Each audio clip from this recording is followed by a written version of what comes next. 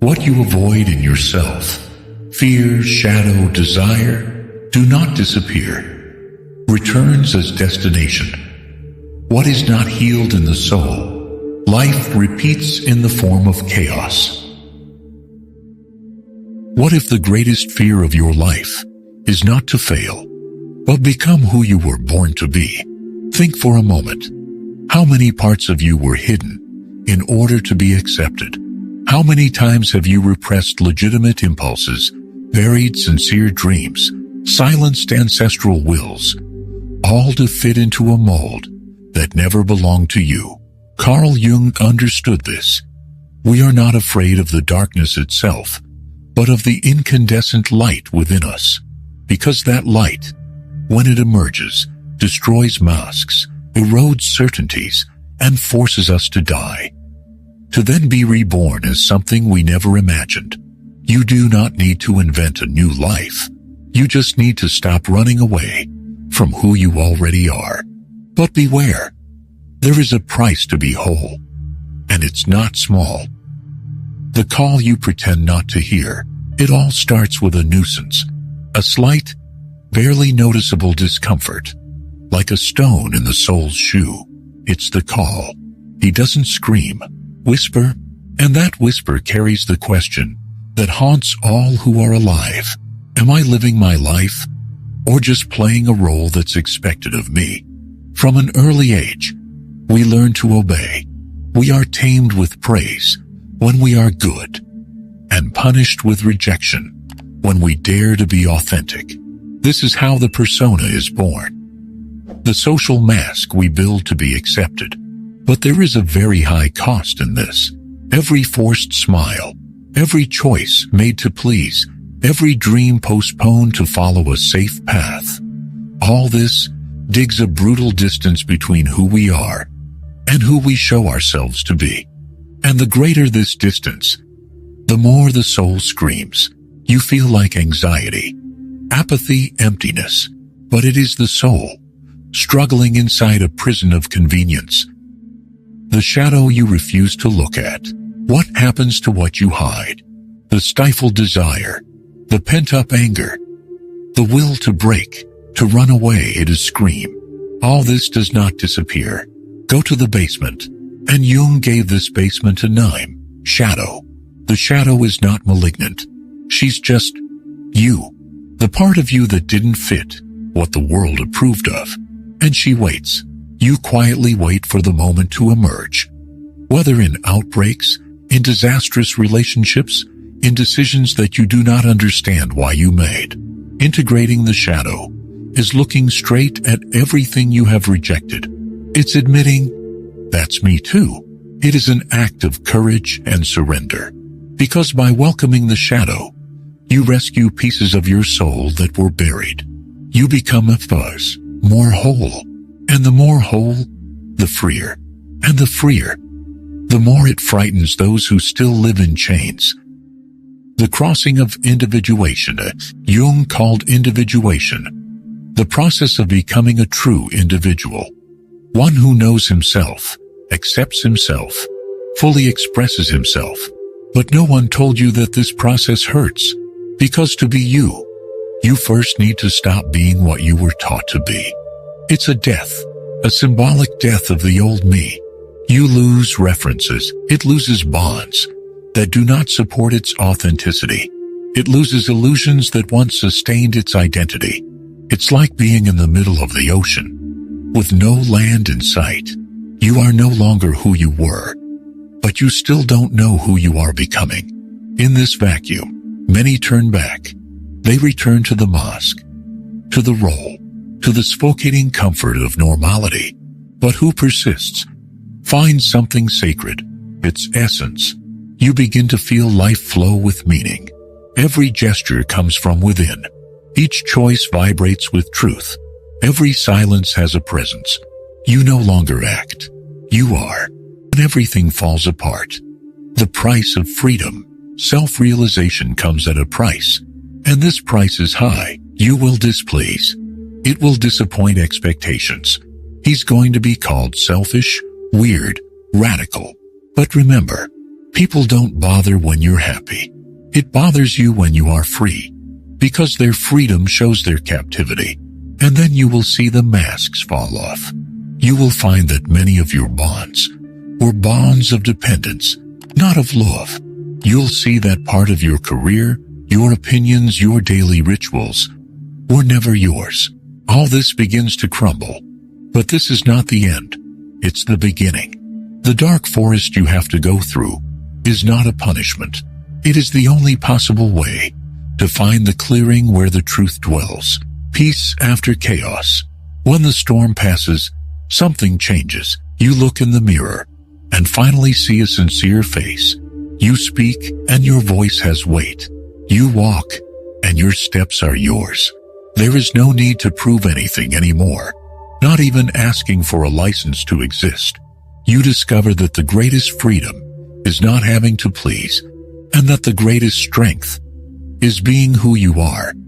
Even when it bothers you, you realize that the pain of transformation was worth it, because she gave you back the one thing that should never have been stolen, your soul.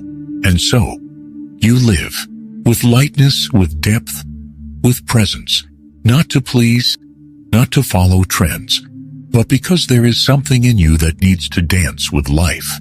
And that's something Jung has spent his life trying to name. Maybe it's self, maybe it's God, maybe it's just you, finally being. The end of the escape. Oh, with you, accepting the invitation of authenticity. What happens when the truth can no longer be ignored? When the whisper becomes a scream, and the walls you've built begin to give way, revealing the emptiness you've hidden for so long. This is the most challenging stage of all. It is no longer about choosing to be true, for that decision has already been made at some deep level. Now, it's about what comes after the choice. The moment of truth is never simple, and is usually preceded by a sense of disintegration. Like an old castle, your beliefs, fears, and illusions begin to unravel piece by piece. You no longer recognize the person you see in the mirror, but you also no longer know who they are becoming. What's left of you? Who is the you that emerges when all layers of falsehood disintegrate? This is the limbo of individuation, a territory in which you feel the weight of loss, but also the freedom that comes with it. It's like being adrift on the open sea, where everything you were sure of falls away. The old life is behind you. It can no longer be saved. But the new life, the one you still have to build, is still hidden, almost intangible. The temptation to go back to the old way, to the comfortable labyrinth of lies that you knew so well, is great. And it will take an immense act of courage to resist. Because returning to the old role is easy. It's a safe choice. But who will you become if you move on? There are no guarantees of success, approval, or comfort. But that's what makes the journey so vital. It is not about what you will achieve, but about who you will be. And the answer to this question is hidden in the ability to allow yourself to get lost, in no hurry to find yourself. The crossing is not linear.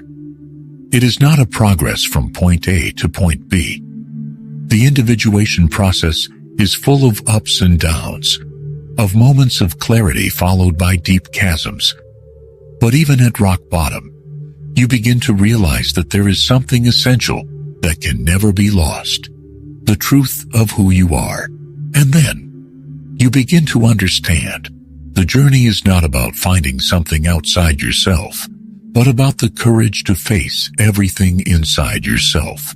The shadows, the fears, the forgotten desires, the parts of yourself that you tried to hide out of fear or shame.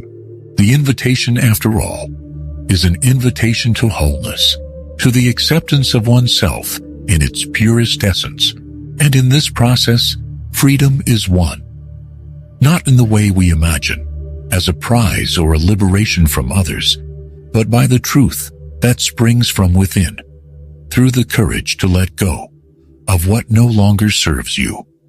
This is true freedom, not the absence of external limitations, but the ability to be true to one's own being. The Renaissance, challenging the nature of reality, the fear of authenticity, never completely disappears.